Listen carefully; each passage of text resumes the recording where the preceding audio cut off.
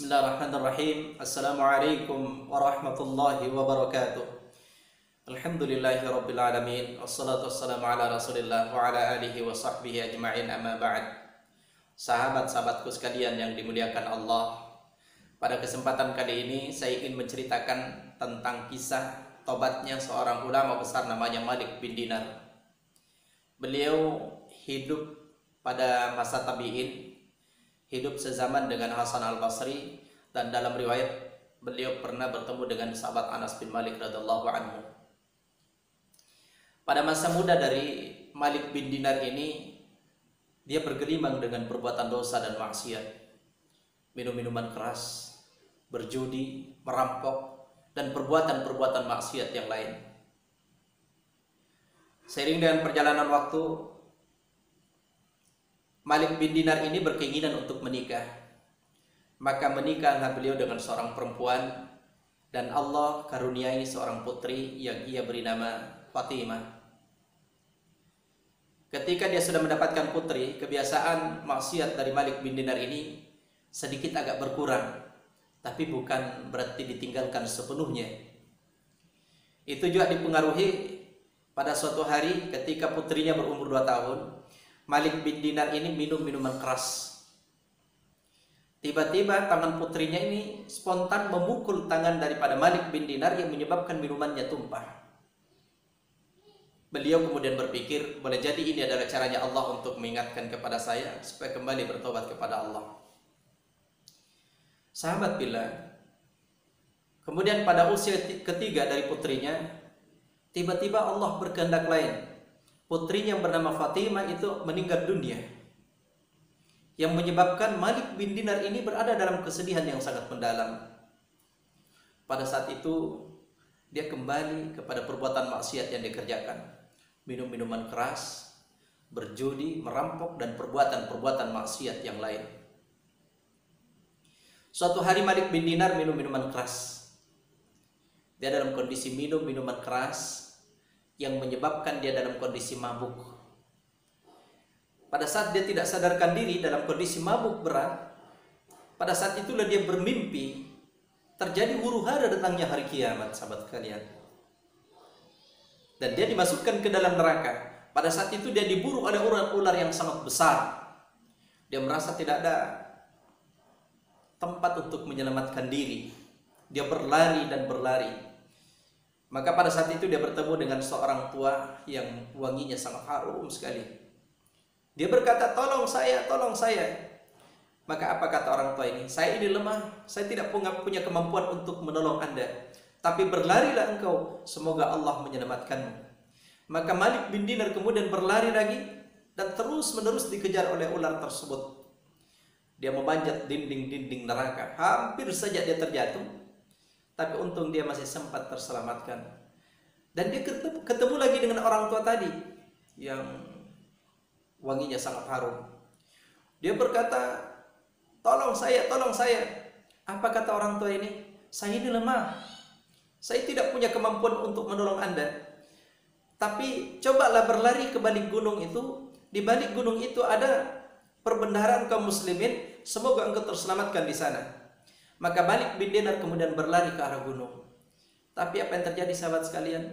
Ketika sampai di gunung, ternyata di gunung itu banyak sekali ular yang siap menanti. Untung dia diselamatkan oleh malaikat, seorang malaikat. Tapi ternyata ular itu terus memburu Malik bin Dinar.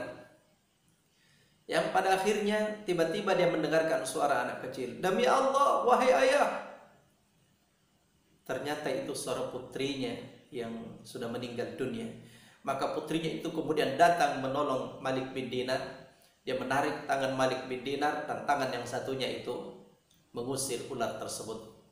Maka dia pun terselamatkan, dan dia masuk dalam komunitas umat-umat Islam yang ada di tempat itu. Pada saat itu, sahabat sekalian yang dimuliakan Allah, Malik bin Dinar kemudian memangku putrinya. Pada saat itu putrinya berkata kepada ayahnya, wahai ayah, belum tibakah saatnya engkau bertaubat kepada Allah subhanahu wa ta'ala, kembali kepada Allah subhanahu wa ta'ala? Maka kemudian anaknya itu atau putrinya itu membaca ayat dalam Quran surah Al-Hadid ayat 16, di mana Allah berfirman, alam ya'ni lil ladzina amanu an takhsha'a qulubuhum wa ma nazala minal haqq wa la yakunu kalladzina utul kitaba min qablu fatala 'alaihimul amadu faqasat qulubuhum wa katsirun minhum fasiqun. Alam ya'ni lil ladzina amanu an takhsha'a qulubuhum. Belum tibakah saatnya orang-orang yang beriman khusyuk hatinya berzikir kepada Allah Subhanahu wa taala. Wa ma nazala minal haqq, dan mengikuti kebenaran yang diwahyukan kepada mereka. Wala yakunu kalladzina utul kitaba, dan janganlah seperti orang-orang atau mereka yang diberikan kitab min qablu, sebelum mereka. Fatala alaihimul amadu, mereka diberikan masa-masa yang panjang, diberikan waktu yang panjang. Faqasat qulubuhum, tapi hati-hati mereka menjadi keras membatu. Wa katsirun minhum fasiqun, dan kebanyakan mereka adalah orang-orang yang fasik. Malik bin Dinar bertanya, engkau tahu Al-Quran? Kata anaknya, kami lebih tahu daripada engkau. Sahabat fillah, kemudian Malik bin Dinar bertanya tentang orang-orang yang mengejarnya. Malik bin Dinar bertanya, siapa yang mengejar saya, atau ular-ular yang mengejar saya?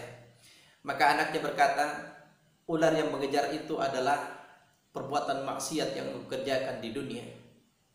Dia akan memburu dan mengejar engkau. Terus siapa orang tua yang wanginya harum? Itu amalanmu. Tapi amalanmu itu sangat sedikit dan tidak akan mampu membantumu nanti di akhirat. Dan kami ini adalah anak-anak kaum muslimin yang meninggal pada waktu kecil, yang menanti orang tua untuk memberikan syafaat kepada mereka. Saat itu Malik bin Dinar kemudian tersadar dari mimpinya. Dia menangis. Dia kembali ke rumah. Dia buka Al-Quran surah Al-Hadid 16. Dia merenungi maknanya.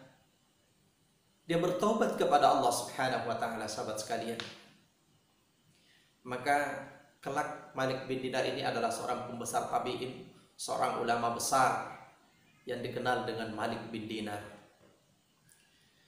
Sahabat-sahabat sekalian yang dimuliakan Allah, apa yang bisa kita ambil dari kisah dari tobatnya Malik bin Dinar? Bahwasanya sebesar apapun dosa yang kita kerjakan, sahabat-sahabat sekalian, ketika kita bertobat kepada Allah, maka Allah pasti akan mengampuni dosa kita. Apalagi pada saat Ramadan seperti sekarang ini. Bulan ini adalah bulan maghfirah, bulan ampunan. Allah akan membuka pintu-pintu ampunan bagi mereka yang bersegera kembali kepada Allah. Makanya Allah memanggil kita, wasari'u ila maghfiratin min rabbikum wa jannatin 'arduha as-samawati wal ardu u'iddat lil muttaqin.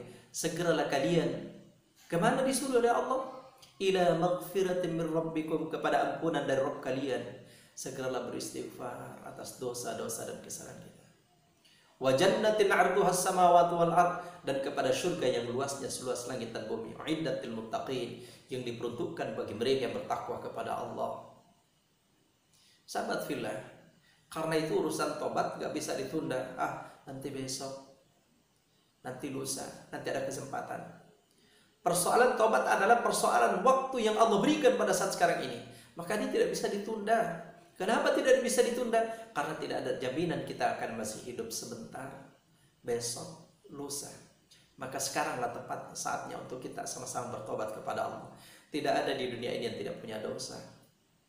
Tapi sebaik-baik yang berdosa adalah mereka yang kembali kepada Allah dengan istighfar, mohon ampun atas segala dosa dan kesalahannya. Semoga Allah mengampuni dosa-dosa dan kesalahan kita semua. Allah ridai kita semua. InsyaAllah pada kesempatan yang akan datang kita akan bahas tentang bagaimana taubatan nasuha. Wallahu ta'ala alam. Mohon maaf. Billahi taufiq wal hidayah. Assalamualaikum warahmatullahi wabarakatuh.